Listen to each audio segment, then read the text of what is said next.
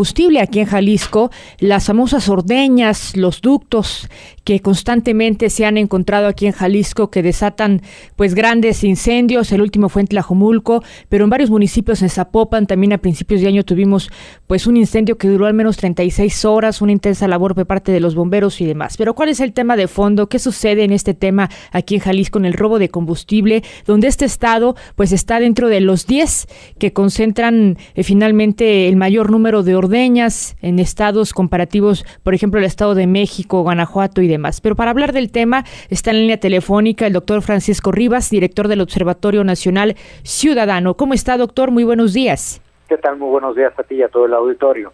Gracias por la conversación esta mañana. Y bueno, sobre este tema, Jalisco, ¿dónde está parado en el robo de combustible a nivel nacional? ¿Cuál es la situación, la gravedad de este asunto aquí en Jalisco sobre el robo de combustible, doctor? Mira, yo escuchaba precisamente lo que estabas comentando ahorita alrededor de los datos que existen de la posición que ocupa Jalisco respecto a otras entidades en materia de robo de combustible. A mí me gustaría matizar en ese sentido, debido al hecho que desafortunadamente sí, en general tenemos un problema de calidad de la información relacionada con la comisión de delitos. En el caso específico de robo de combustible, esto es aún más grave. En realidad no podemos afirmar cuál es la posición de cualquiera de las entidades, porque no existen datos confiables de qué es lo que realmente está sucediendo en el país.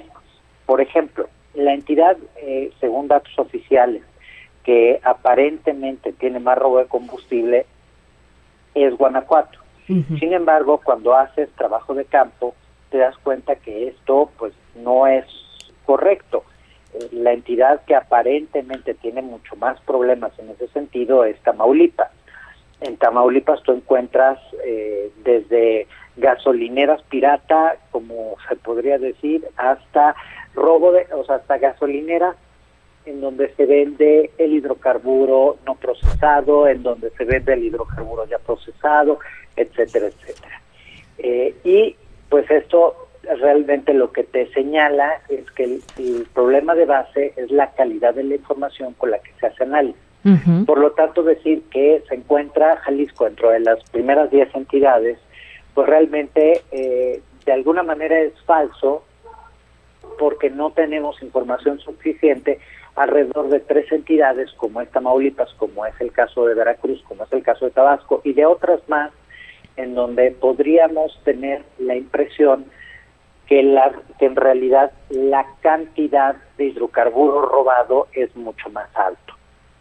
Aquí en Jalisco, ¿cuál es la información que ustedes han logrado obtener, o en el tema de la facilidad, ¿no?, que las autoridades brindan información? Aquí en Jalisco, ¿cuál ha sido pues el panorama?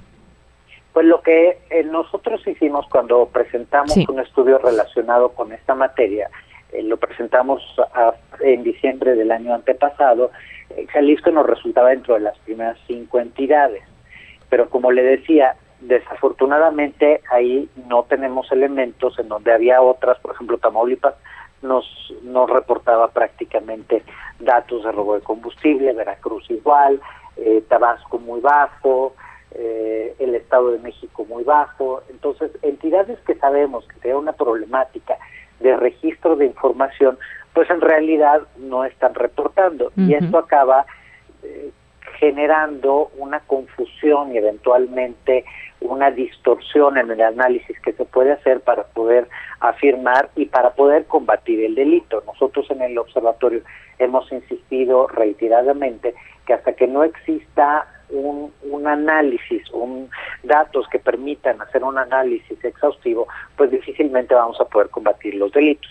Lo que sí podemos decir es que efectivamente Jalisco tiene una problemática de robo de combustible como es en todo el país. Lo que sabemos por datos oficiales es que el robo de combustible llega incluso a afectar el 1.5% del Producto Interno Bruto. Hablamos de miles de millones de pesos que los mexicanos perdemos a raíz de un incipiente combate a un delito que pues tiene dos realidades diferentes. Uno, hay bandas que son conocidas como los guachicoleros, que se dedican precisamente a esta ordeña de ductos, y hay un sistema de criminalidad organizada mucho más complejo que se dedica no solo al robo de ductos, sino hasta al robo de pipas. ¿Esto dónde, doctor? ¿Aquí en Jalisco? Esto en todo el país. En todo el país, ok. Desafortunadamente no, le digo, la información que hay alrededor del robo del combustible es tan pobre que no se puede hacer un análisis por entidades. Se hace un análisis a nivel nacional con unas islas de información que no permiten precisamente cruzarlas y poder bajar mucho más al detalle.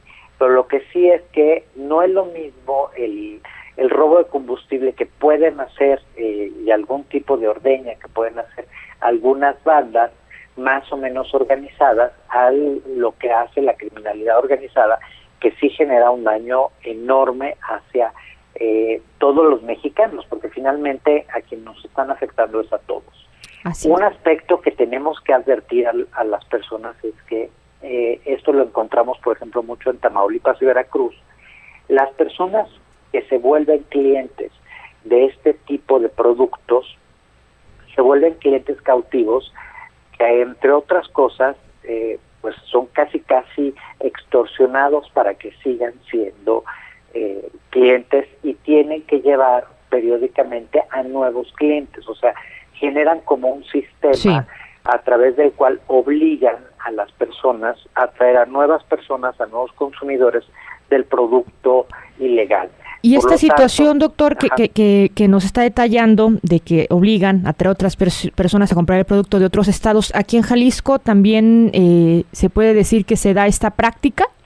Podríamos pensar que sí, le digo, no puedo afirmarlo claramente porque la información no es clara, no nos da para decir en Jalisco y en particular en una determinada zona. Yo le puedo decir, quien nos dio la mayor información es el estado de Guanajuato. A Guanajuato le hemos hecho un reconocimiento porque es la entidad que mejor procesa la información en términos estadísticos, y nos permitió generar un panorama mucho más amplio desde el punto de vista de la información pública. En trabajo de campo, en donde más pudimos observar este fenómeno fue en el estado de Tamaulipas, en donde incluso entrevistamos a algunas víctimas, y ellos mismos nos presentaron el modus operandi y cómo estas víctimas desafortunadamente se volvían cautivas para la criminalidad organizada. Por eso es muy importante advertir a la ciudadanía que no creamos que por ahorrarnos algunos pesos, porque tampoco el ahorro no es un ahorro tan sustancial ni tan... sí, no es tan grande, ¿no? Ajá, no es que nos vamos a ahorrar la mitad de lo que nos está costando el combustible. Nos estamos ahorrando probablemente algo que para todas las familias indudablemente puede ser positivo, pero el daño es tan grande y el riesgo es tan grande que desaconsejamos sentidamente caer en este tipo de ejercicios. Sí, doctor, en el trabajo de campo que hicieron aquí en Jalisco, ¿qué fue lo que encontraron en su momento? El trabajo de campo lo hicimos, la zona más cercana a Jalisco lo hicimos en Guanajuato. No estuvimos en Guanajuato. Lo que encontramos pues fue precisamente cómo se generan las redes para identificar los ductos, y como le decía, no es lo mismo cuando interviene la criminalidad organizada a cuando lo hacen las pequeñas bandas. Sí, ahora, claro, ya toda una red bien organizada, ¿no? Ahora, por absurdo que parezca, casi que es más peligroso para el ciudadano promedio que lo hagan las pequeñas bandas, porque toman menos precauciones y lo hacen de una manera menos sistematizada. Como lo que hemos visto, ¿no? Que hay incendios, puede terminar hasta alguien calcinado, hay menos precaución, menos protocolo, vamos a decirlo así, ¿no? Dentro de pues del delito que están haciendo. Exactamente, y esto acaba generando, por ejemplo, encontramos algunos casos en donde ciudadanos se vieron afectados y hubieron casos de pérdida de vidas por precisamente el que no hubo un control, entonces empezó a desperdiciar el hidrocarburo tomó fuego y pues acabó afectando no solo las propiedades de algunas personas, sino incluso la pérdida de vida. Entonces, de alguna manera parece casi más peligroso en términos inmediatos la participación de pequeñas bandas, aunque en general pues siempre es una muy mala noticia que la criminalidad organizada esté operando este tipo de negocios. No parece que haya una exclusividad en el negocio del hidrocarburo, es decir, no es como que un grupo delictivo lo usa y los otros no, este delito, sino parece ser que prácticamente todos los grupos delictivos, en la medida en la que han ampliado su negocio criminal, lo han ampliado también hacia este sector. Bien, doctor, pues muchas gracias por estos datos, por esta información, este panorama, más que nada que nos da a nivel nacional en el tema del robo de combustible, que ha aumentado pues en los últimos años. ¿Algo más que quiera agregar del tema? Que desafortunadamente no podemos afirmar que haya aumentado porque no tenemos elementos. Como le decía, es tan mala la información. Sí. Bueno, como hemos visto varias, por ejemplo, aquí en Jalisco. Lo que sí es que lo hemos ¿verdad? visto más comúnmente. Y en la medida en la que se han vuelto más complicado el trasiego de drogas a Estados Unidos, obviamente los grupos de delincuencia buscan otras alternativas de negocio y el robo de hidrocarburo desafortunadamente es una de ellas. Bien, doctor, muchísimas gracias, muy amable por la conversación y seguiremos pendientes de este tema. Como siempre, a sus órdenes. Muchas gracias. Muchas gracias. Es el doctor Francisco Rivas, director de